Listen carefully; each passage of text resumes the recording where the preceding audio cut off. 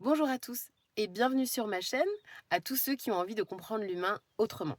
Aujourd'hui, comme je vous l'ai dit hier, nous allons parler du trouble obsessionnel compulsif et je vais vous inviter à faire le lien sur un mécanisme qui a toujours rassuré depuis la nuit des temps, le rituel. Alors qu'est-ce que le trouble obsessionnel compulsif? On englobe ce trouble dans la grande famille des troubles anxieux. Je vais pouvoir vous détailler de manière un peu pragmatique ce trouble, mais ce qui m'intéresse surtout, c'est de vous emmener sur sa symbolique. Alors le trouble obsessionnel, il faut quand même en parler, eh bien c'est souvent une idée obsédante qui se présente au sujet sans qu'il n'en ait de maîtrise et qui va générer une forte anxiété. Une forte angoisse. Pour pallier à cette anxiété, la personne va mettre en place un micro-rituel. C'est le comportement dit compulsif. C'est quelque chose qui s'impose à lui, qui ne choisit pas et qui peut être particulièrement invalidant. Alors on va citer 2 grands types de TOC. C'est par exemple les rituels de lavage qui s'imposent à la personne qui touche un objet sale et qui va à ce moment-là avoir une idée obsédante qui va être infectée potentiellement et attraper une maladie, ou alors une personne qui aurait besoin de vérifier à plusieurs reprises qu'une porte est bien fermée, pour éviter l'intrusion d'une autre personne, ou des personnes encore qui ont besoin de se répéter plusieurs phrases, plusieurs mots, afin de déjouer la survenue, d'une mauvaise expérience.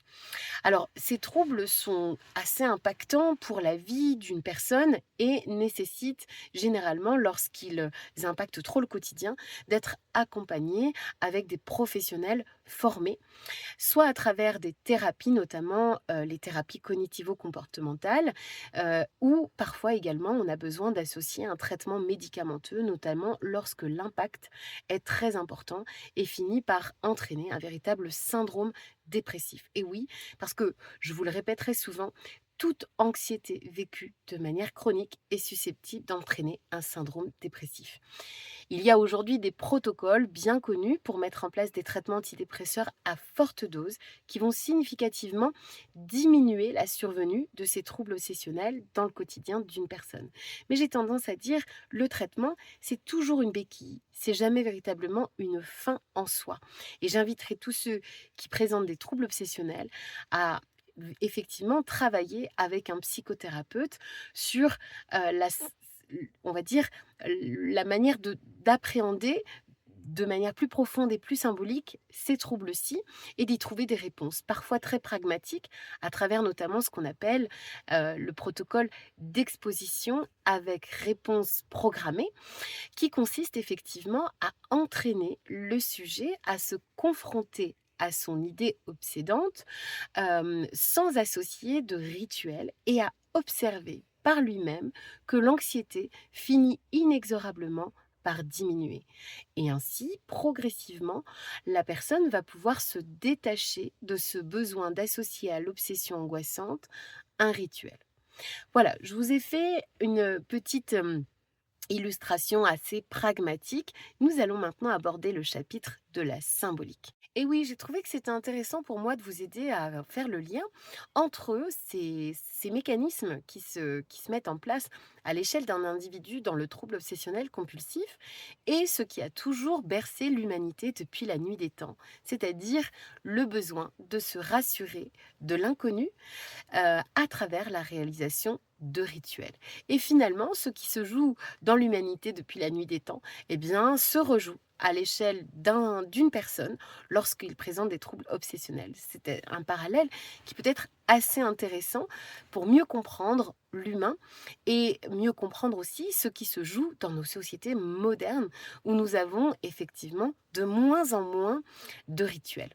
Alors déjà, qu'est-ce que le rituel et à quoi cela peut-il bien servir? Puisque nous observons effectivement la présence, de rituels depuis presque la nuit des temps dans toutes les sociétés humaines. Alors, il faut bien comprendre déjà que, l'humanité a toujours cherché à répondre à des grandes inconnues. Pourquoi je vis? Pourquoi je meurs? Qu'y a-t-il avant la vie? Qu'y a-t-il après la mort? Pourquoi la tragédie survient? Ces grandes questions dites existentielles n'ont toujours pas de trouvé de réponse tangible à l'heure actuelle. Et elles constituent pour chacun d'entre nous une grande inconnue terriblement anxiogène. Et c'est parce que nous ne savons pas rester sans, sans comment dire? sans idée par rapport à ce qui pourrait bien se passer, que nous déployons ce qu'on appelle de l'imaginaire. Nous allons tous essayer de combler ce vide immense que pose la question existentielle à travers l'imagination. Depuis la nuit des temps, l'humain a déployé de l'imaginaire pour répondre à ces questions existentielles. La plupart du temps, cet imaginaire s'organise à travers des dogmes religieux. C'est à travers effectivement la pensée religieuse que l'humain tente de répondre à ces grandes inconnues. Qu'y a-t-il avant la vie, après la mort, pourquoi la maladie survient? Mais j'insiste pour effectivement que chacun d'entre vous prenne conscience que la quête spirituelle, enfin la religion n'a pas le monopole de la quête spirituelle. Et la quête spirituelle commence à partir du moment où vous vous posez cette question, eh bien, pourquoi je vis, pourquoi je meurs, etc.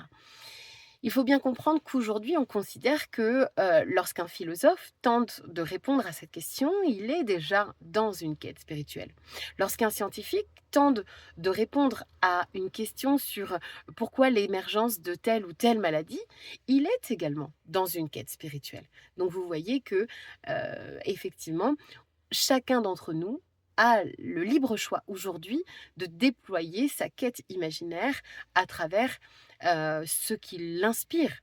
Mais on sait en psychologie que lorsque la quête spirituelle, en tout cas le déploiement de l'imaginaire est absent ou manquant, eh bien cela crée un profond vide chez l'être qui manque de déploiement de son imaginaire. C'est très important. Lorsque nous sommes confrontés, à un drame, nous cherchons tous des explications. Nous cherchons à le comprendre et bien souvent, la science ne peut pas nous en apporter.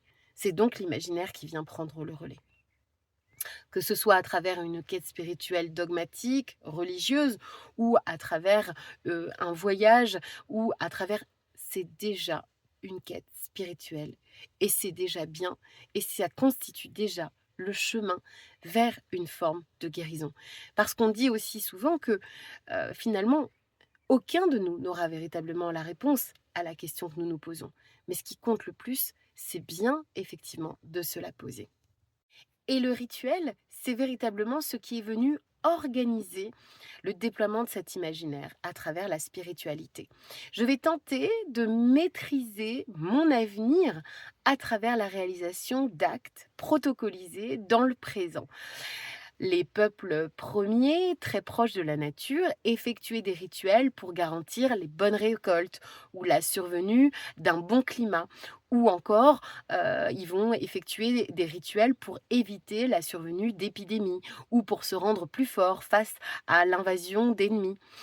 Vous voyez que les rituels ont ponctué l'humanité depuis la nuit des temps et ont tenté de nous rassurer face à cette grande inconnue que posent eh bien, les questions existentielles. Et c'est intéressant de voir que dans le trouble obsessionnel, c'est exactement ce qui va se rejouer, mais cette fois-ci à l'échelle d'un individu, à l'échelle du sujet. Et j'aime à dire que lorsque j'accompagnais des enfants qui présentaient des troubles obsessionnels compulsifs, au-delà effectivement de toutes les méthodes de thérapie conventionnelles, j'aimais à les aider à déployer un imaginaire autour de ces questions existentielles. Car encore une fois, l'important n'est pas forcément ce qu'on imagine, l'important c'est d'essayer en tout cas d'imaginer et de trouver des réponses. Alors, dis-moi où tu en es dans ta quête spirituelle. Est-ce que cette vidéo te parle? N'hésite pas à me faire un retour en commentaire. J'ai été ravie de partager cette réflexion avec vous et je vous dis à très vite.